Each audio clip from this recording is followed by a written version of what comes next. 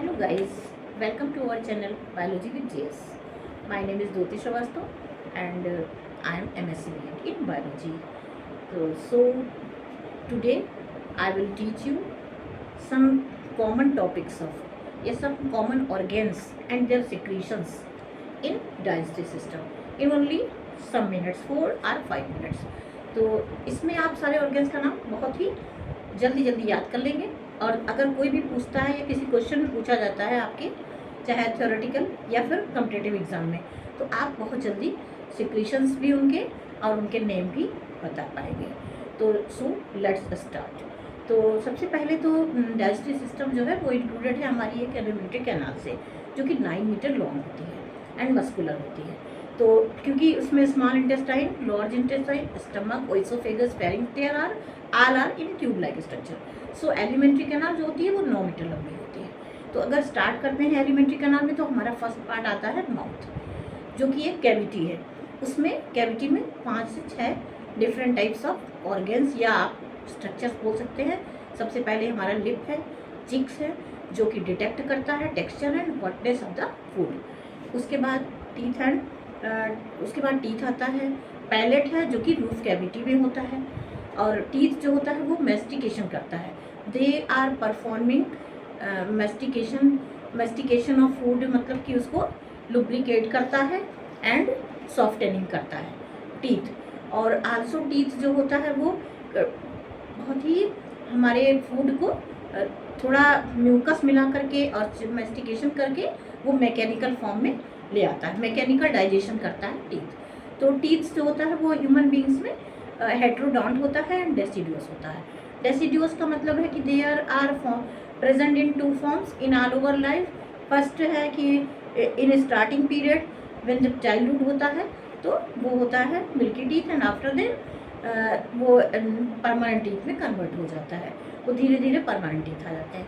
तो टीथ हमारे एक माउथ को एक स्ट्रक्चर भी देता है और मेस्टिकेशन करता है, मैकेनिकल डाइजेशन फूड का टीथ करता है। और उसके बाद मुंह के अंदर ही एक हमारी सबसे इम्पोर्टेंट ग्लैंड है पैरोटिड ग्लैंड, जो कि सिक्रेशन करती है सलाइवा का।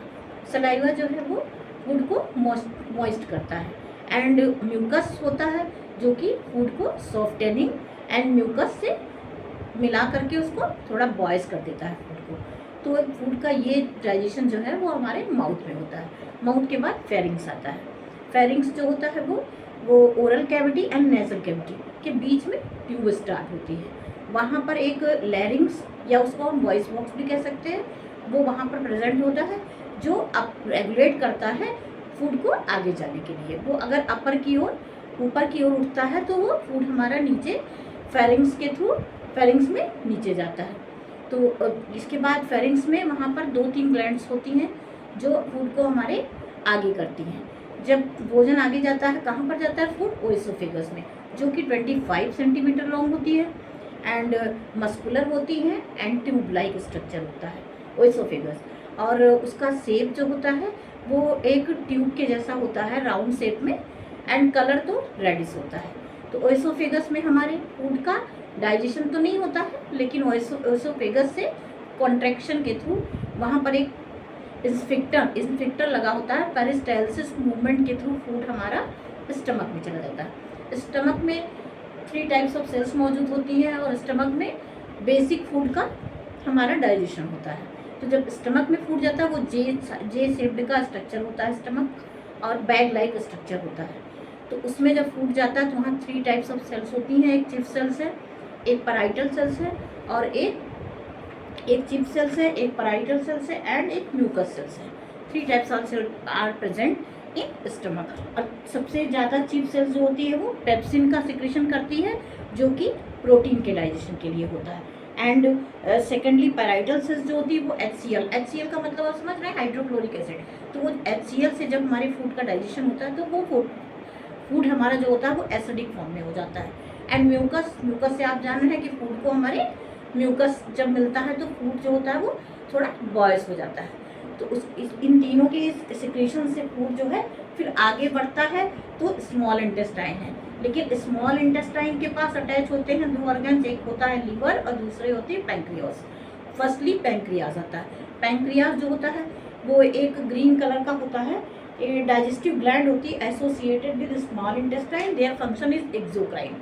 आप अगर एक्सोक्राइन ग्लैंड्स पढ़ेंगे तो उसमें ये सारे नाम सबको मिलेंगे। तो पैंक्रियास जो होता है वो पैंक्रियाटिक जूस होता है, लेकिन वो बाहर से रहते हैं, वो इंटरनली वो नहीं डालते। वो उसका सिक्रेशन जब होता है जब लीवर से बाइल जूस आता है। जब बाइल जूस स्मॉल इंटेस्टाइन में आता है तब हमारे पैंक्रियास का एंजाइम्स असर करता है। तो लीवर जो है, लीवर के तो मेजर फंक्शन है हमारे डाइजेस्टिव सिस्टम में। लीवर सबसे बड़ी ग्लैंड है, it's the major gland of digestive system. सबसे बड़ी ग्लैंड अगर कही गई है तो लीवर कही गई है। Liver perform so many types of digestion in our digestive system. तो लीवर कितनी चीज़ें परफॉर्म करता है, वो मतलब आरबीसी का प्रोडक्शन करता है इन एम्ब्रियो, एंड डेड आरबीसी को रिमूव करता है, डेड आरबीसी को रिमूव करता है, एंड आरबीसी का प्रोडक्शन करता है एम्ब्रियो में, एंड आल्सो कन्वर्ट करता है इनटू ये फाइब्रिनोजन एंड प्रोथ्रोम्बिन प्रोटीन का मैन्युफैक्चरिंग करता है लीवर हमारा, जिससे क्या होता है ब्लड की क्लॉटिंग होती है। कि क्या होता है कि कभी इंजरी लगने पर अगर हमारा ब्लड एक फ्लोइंग फॉर्म में आता है, बहने लगता है, तो ब्लड की क्लॉटिंग कौन कराता है, लीवर। बट कैसे करता है वो, formation of fibrinogen and prothrombin protein जो कि क्लॉटिंग करती है। तो इसलिए लीवर एक मेजर रोल पार्ट करता है। अब इसके बाद स्मॉल इंटेस्टाइन है and then large intestine. Small intestine को आप बोल सकते हो 3 पार्ट्स में, duodenum, jejunum and ileum. There are 3 parts are present in small intestine, जो कि स्मॉल इंटेस्टाइन एंड लार्ज, दो लार्ज बड़ी होती है लेकिन मेजर पार्ट जो होता है एब्जॉर्प्शन का एंड उसका वो स्मॉल इंटेस्टाइन करती है। लार्ज इंटेस्टाइन भी 3 टाइप्स में होती है, उसमें भी ऐसे ही है जैसे इसमें है कि ड्यूडेनम, जियोजेनियम एंड इलियम होता है, ऐसे उसमें भी रेक्टम होता है और सीकम होता है, सीकम रेक्टम एंड 3 पार्ट्स में है। इंटेस्टाइन भी सीकम है और कॉलन सीकम एंड रेक्टम। तो रेक्टम में क्या है, फिर लास्ट में एनस है और फीसेस हमारा इसी के थ्रू आउटसाइड हो जाता है। तो आपको ये कैसा लगा ये वीडियो, मैंने पूरा बताया है डाइजेस्टिव सिस्टम में कौन कौन सी ग्लैंड्स हैं, मेजर ग्लैंड कौन सी है और कैसे वो डाइजेशन परफॉर्म करती है। तो ये कुछ मिनट के अंदर अगर आपको मेरा ये अच्छा लगा हो तो प्लीज़ लाइक कीजिए एंड सब्सक्राइब कीजिए, इसके लिए आप बहुत थैंकफुल हूँ मैं। Okay, thank you.